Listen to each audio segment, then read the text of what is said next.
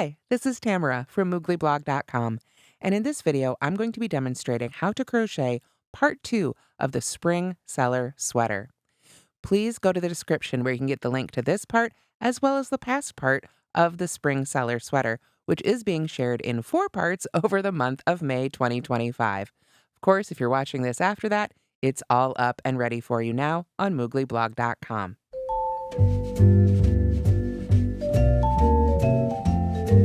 As mentioned in the previous video, I used a USI 5.5 millimeter crochet hook. This one is by Furls, as well as Bernat Softee Cotton, and a few stitch markers. Let's go ahead and get started on part 2. All right, so to begin the front portion of our Spring Cellar Sweater, we actually repeat the first 16 to 18 rows, depending on the size you're making, that we made for the back. So here, since I'm making the smaller size, I've made rows 1 through 16. For the 2 largest sizes, you'll need 18 rows, 2 more than this. But again, it's exactly what we did when we made the back. Once you've got those 16 or 18 rows made, then we're ready to make the right front. All right, so to begin our right front, we are going to slip stitch in the first 5 stitches. Sounds familiar, right? We're doing that same coming in for the armpit, essentially, that we did when we made the back. We just want to make sure, again, to take our time and loosely slip stitch so that we can stitch into those when we make our sleeves. So there's 2. You can see I'm just taking my time, making sure those loops are the full size before I pull them on through. Might seem like a little extra, but it really does make a huge difference when it's time to stitch into that armpit or into that stitch, wherever it is. You can use this for all sorts of projects. All right, so there we are.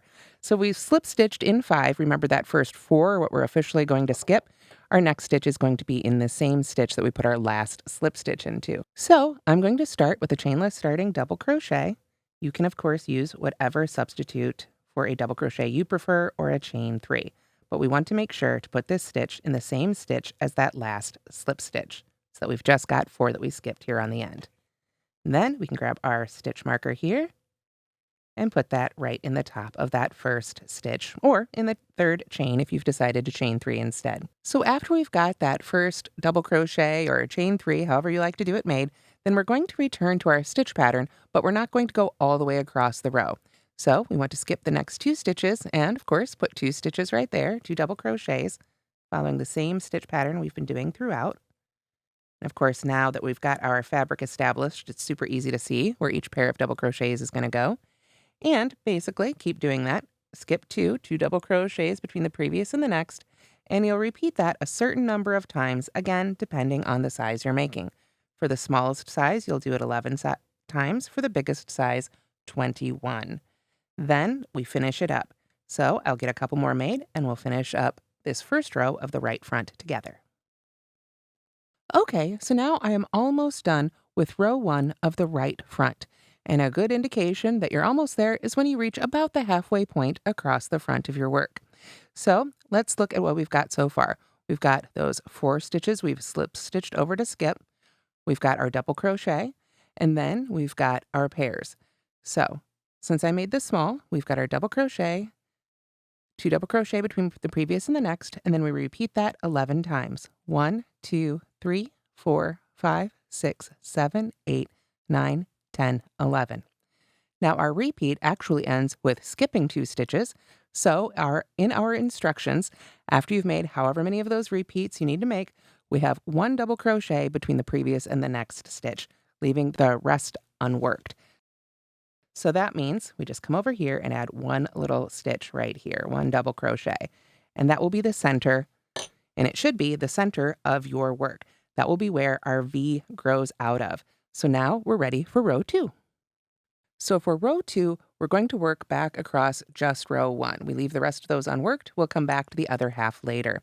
So we're going to start again with our chainless starting double crochet, or whatever double crochet substitute we prefer, right in that first stitch. And for this section, we're going to be decreasing each row. We want to have our V sort of stretch out towards our shoulders. There we go. Let me put a new stitch marker in this one here. Lots of stitch markers always come in handy, especially when making anything where you're going to be seaming or you want to keep track of lots of different stitch counts like a garment. I always recommend using them. All right, so now we go back to our stitch pattern We're going to work all the way across. It's going to be a little different here in the centers though, because we're going to keep sort of decreasing from the center. So to begin row 2, we've got our chainless starting double crochet here in our first stitch. We skip the next 2 stitches and work 2 double crochets between those next 2. So it's not going to look super different. It's just a matter of we're going to be doing this inside edge of the V differently. Other than that, we're just working in the same stitch pattern we've done all the way to the end.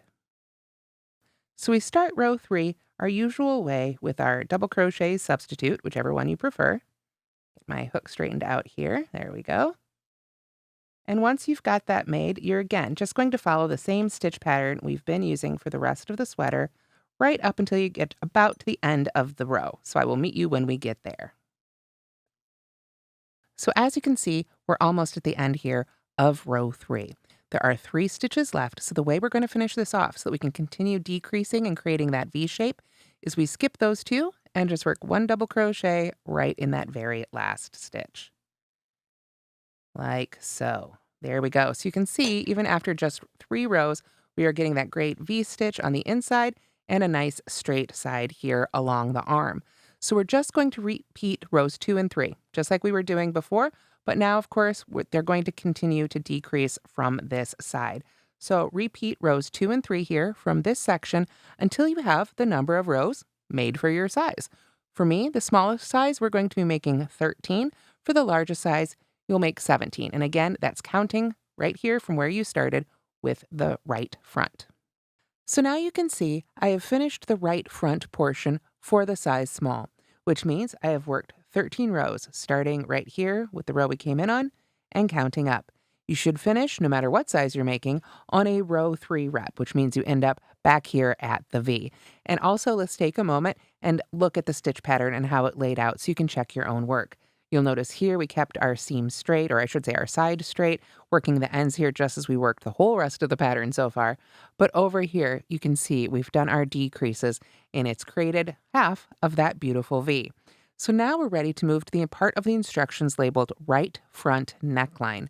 For this, we want to add just a few rows working up straight. We don't want our V to get any wider, but we need to add a few more rows here to make this portion as tall as it was on the back. So again, it's just going to depend on what size you're making. You'll need to check your instructions for that. But from here, we just start working even in pattern. So let me pull this stitch marker out of the way here, or set it aside for this row, and we'll kick off here our right front neckline, row 1 together. We're going to, as always, start with our double crochet, chain 3, double crochet substitute, whatever it is you like to use. So I'll get mine made here. There we go. And put a stitch marker right back in the top. Like so. Then, now you won't be able to read the previous row here because we've been decreasing, so you'll want to follow the instructions and see that now we work another double crochet in this stitch, in that first stitch of the row, so to speak, and then we can jump right back into our pattern. We'll skip over those 2 and work 2 double crochets in between, like so.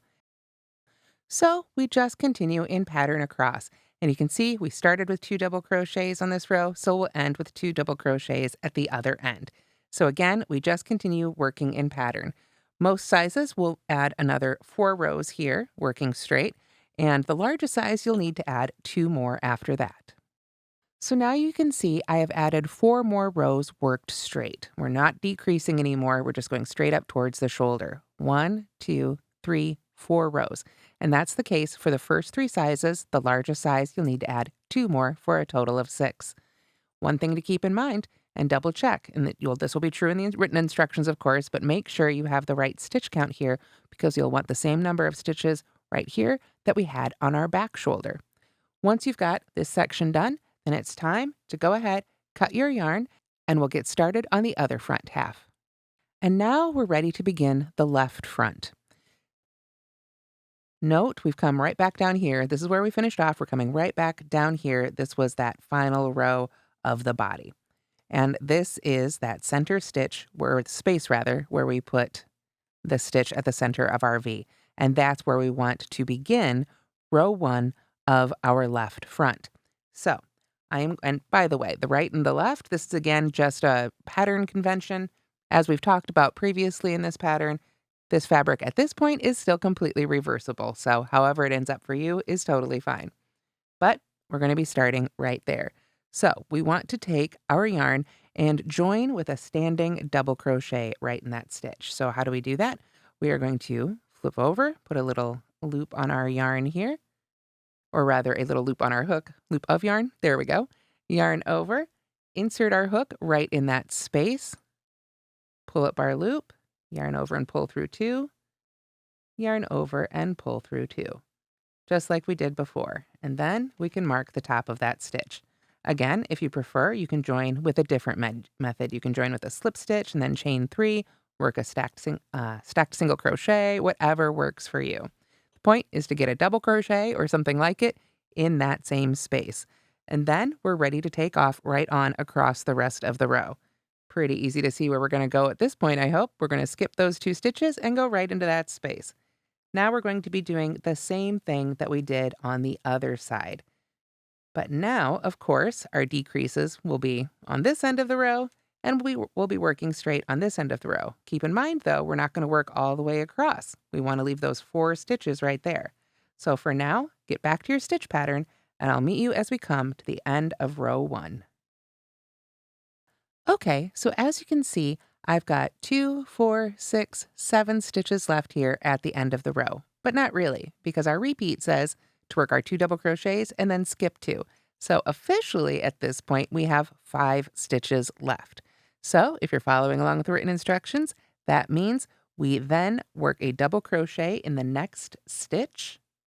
Now remember, we've skipped those 2, so right in that next one, and that will finish off our row and leave those last 4 stitches right there, all unworked, to match the little cut in for our armpit there on the other side.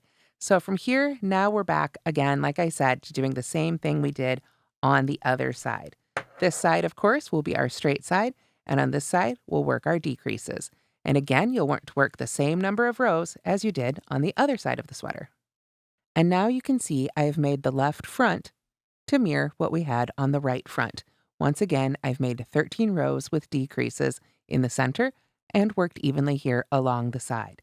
So you can see we've really mirrored the other side there, so we'll have a really beautiful V for our sweater. Of course, we're not quite done yet. We need to finish it off the same way we did here on the other side with 4 more rows, or 6 if you're making the largest size, all worked even in our main stitch pattern. And now we have finished the front neckline for our second side. You can see I've added 4 more rows worked even after our decreases. And now if I pull it to the center here, you can see we should have the same number of rows after our armpits. We should, of course, have the same number of rows before our armpits, and we should have a beautifully even open V. So now it is time to go ahead, after you go ahead and break that yarn, now you'll want to lay out and block your pieces if that's something you want to do. To block them, you just need to get them a little bit damp, sort of lay them out to match the schematic, which is included with the pattern, and then let them air dry. After that, we'll be ready for part 3. And that's how to crochet part 2 of the Spring Cellar Sweater. I hope you're enjoying this fun and easy crochet sweater pattern, and don't forget to like and subscribe.